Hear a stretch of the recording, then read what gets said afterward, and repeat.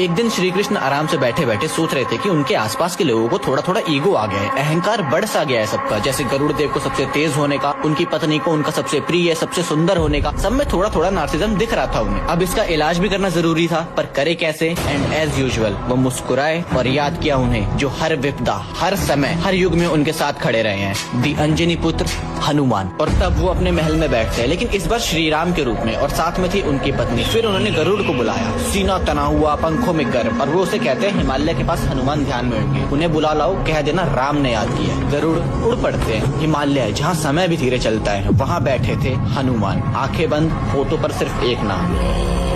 गरुड़ पहुँचे, हनुमान प्रभु ने बुलाया। हनुमान जी आंखें खोलते हैं मुस्कुराते हुए और कहते हैं आप जाइए, मैं नाम जब पूर्ण करके आता हूँ। गरुड़ फिर सोचे अपना काम तो हो गया, पर वो हनुमान जी को देखकर कहते हैं आप वृद्ध हो चुके हैं, मैं ले चलता हूँ आपको अपनी पीठ पर बैठा के। वो ये सुनकर थोड़ा और मुस्कुराए और कहे चिंता ना करें, आप जाइए, I will be there but boy. Garud लौट जाते हैं, पर जब द्वारका पहुँचे उनके भीतर सब कुछ हिल गया, क्योंकि वहाँ खड़े थे हनुमान। सन्नाटा छा गया और मन में सिर्फ एक सवाल, मैं तो पूरी शक्ति से लौटा था, फिर मुझसे पहले कैसे? गरुड़ को पता ही नहीं था कि हनुमान जी को पवन पुत्र ऐसे ही नहीं कहा जाता। वो जिस रफ्तार से द्वारका पहुंचे थे, उसे महादेव के अतिरिक्त देखना भी लगभग नामुमकिन था। और तब हनुमान जी श्री राम को प्रणाम करते हैं और बोले प्रभु माँ सीता कहाँ है, और ये कौन है जो आपके पास बैठी? उस एक पल में उनकी पत्नी का नार्सिज्म एंड हो गया, सबसे सुंदर, सबसे प्रिय होने का। लेकिन डर की बात तो अभी बाकी थी, क्योंकि गरुड़ के मन में अचानक से खलबली मची कि एक सेकेंड, राजद्वार पर सुदर्शन चक्र था, उसने रोका क्यों नहीं इन्हें, और है कहाँ वो? तभी श्री राम बोले हनुमान मेरा सुदर्शन चक्र कहाँ है? और अगले ही क्षण हनुमान अपने मुख से सुदर्शन चक्र निकालते हैं और कहते हैं प्रभु ये मुझे आपके पास आने से रोक रहा था, और मुझे थोड़ी सी भूख भी लग रही थी। तो ये देखकर गरुड़ हिल गए थे कि सुदर्शन चक्र जो पूरे यूनिवर्स, समस्त ब्रह्मांड की एक अनस्टॉपेबल फोर्स है, उसे ये मुख में दबाकर कैसे खड़े हैं? बेसिकली सुदर्शन चक्र को भी घमंड हो गया था कि वो अजय है, अपराजय है, कोई उसे रोक नहीं सकता। पर कहते हैं ना,